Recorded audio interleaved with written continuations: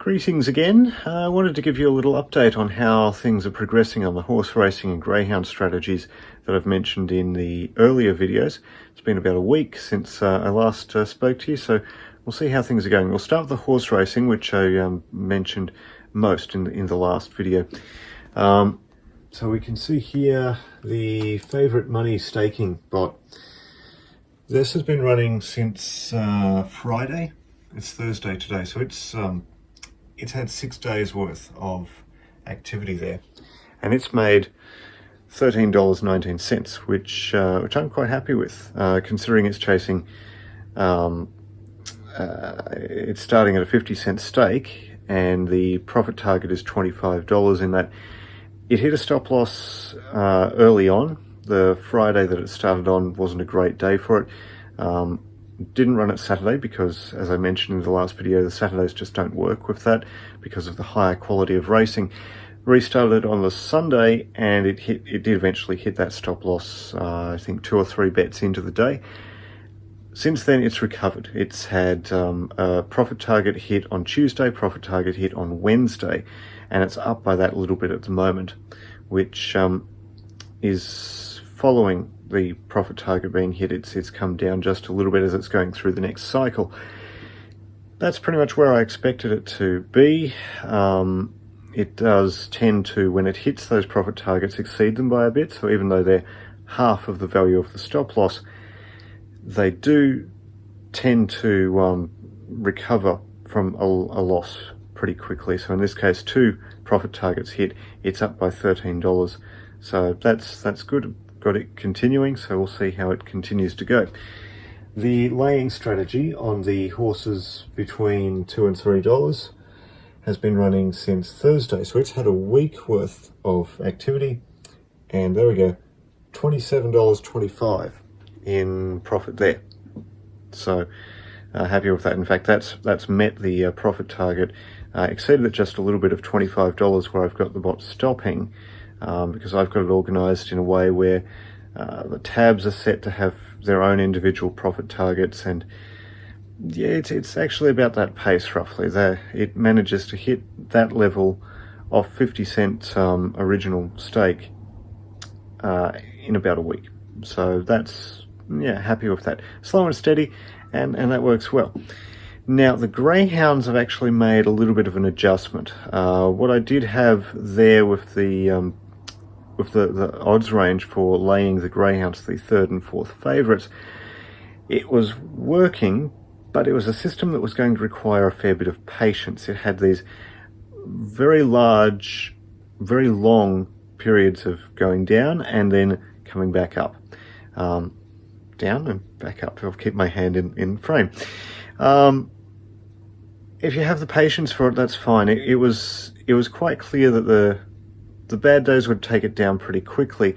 Most days were break even, maybe coming up slightly.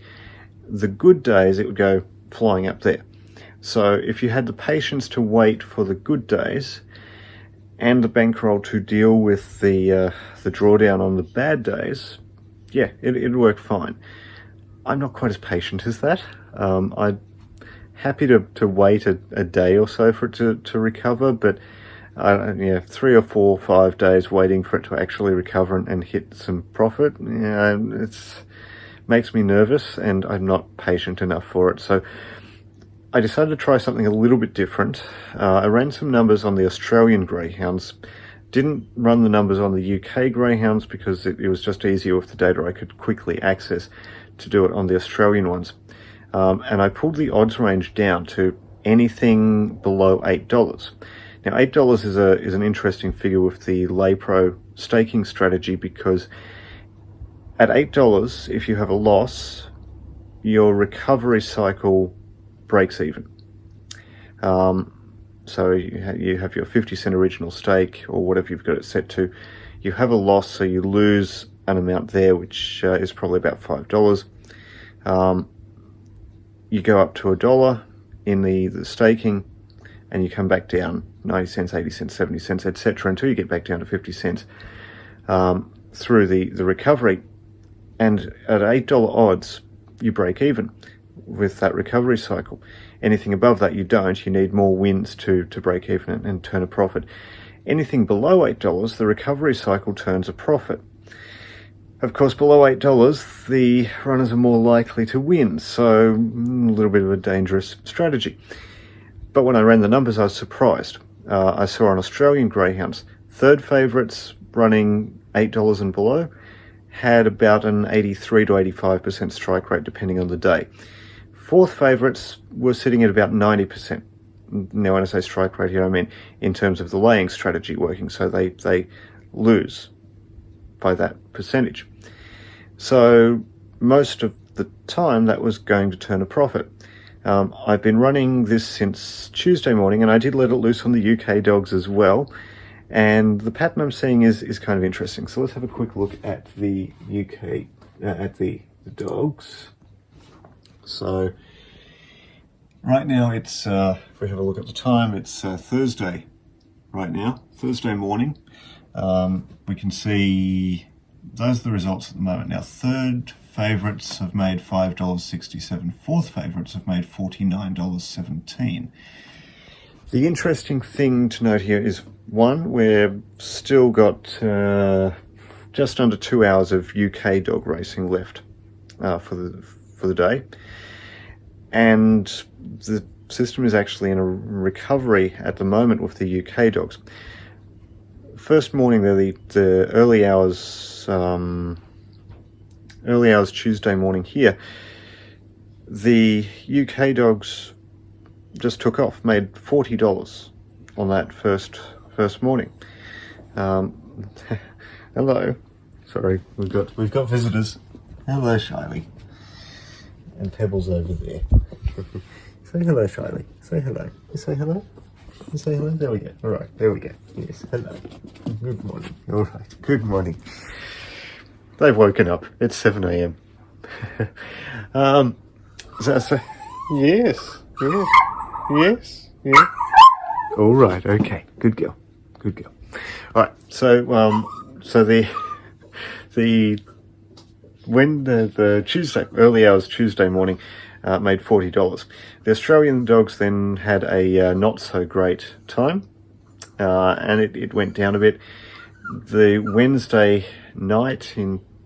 Tuesday night and Wednesday morning Australian time for the UK dogs, sort of break even. It recovered a bit, then went down again. Yesterday the Australian dogs did reasonably well. Last night the UK dogs went down again, came back up again. This is for the third favourites anyway.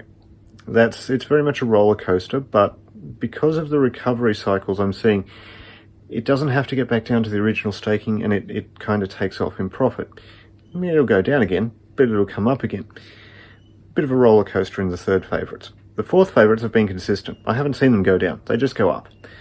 Sure, there's a handful of losses here and there, but on a day-by-day basis, it's just going up, up, up. It's slow and steady, but, I mean, I say it's slow and steady, but, yeah, $49 in a few days.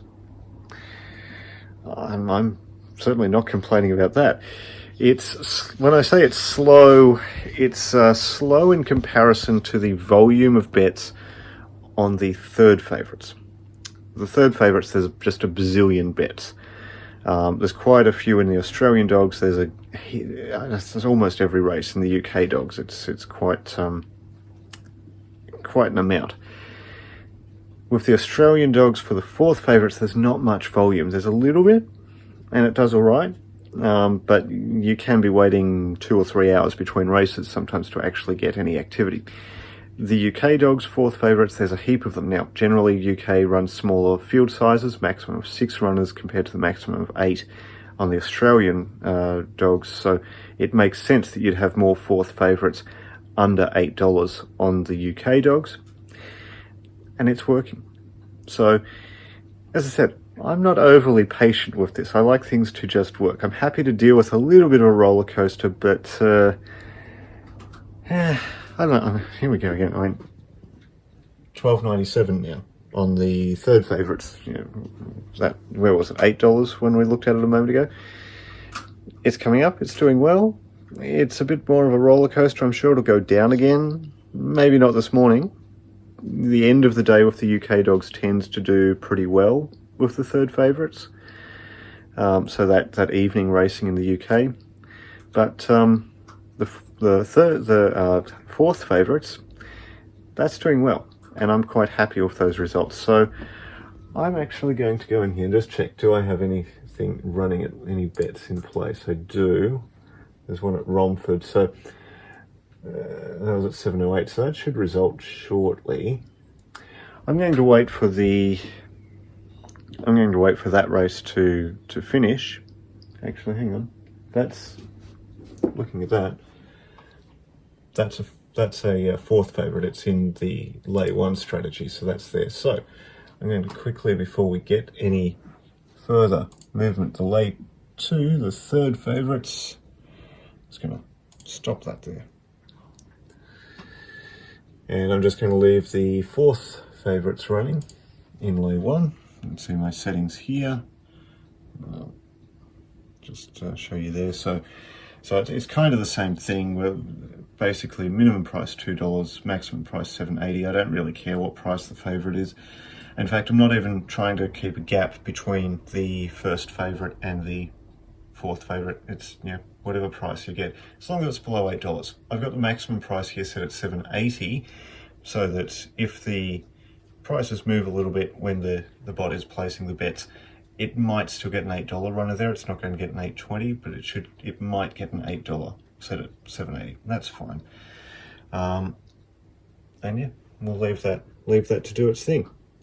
Now, one other strategy that I'm working on, I haven't gone into this yet, and I'm not going to go into much detail yet. I'm working on a strategy for soccer betting as well, using the correct score market on the another LayPro system.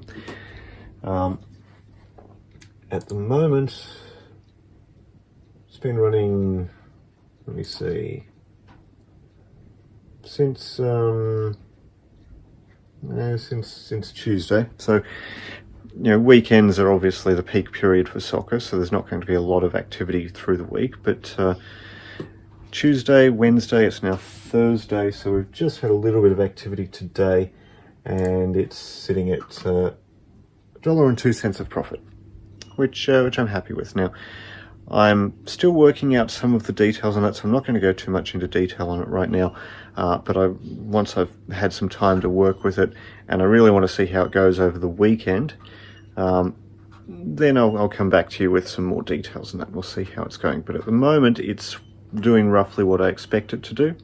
So hopefully next week I'll be able to bring you some details on a soccer strategy that you might like. But in the meantime, I'm quite happy with the way the horses are going, the way the dogs are going. Happy with those settings, so I'm going to leave that and let them run for a bit longer and see how things go. And I'm sure I will talk to you again. Bye.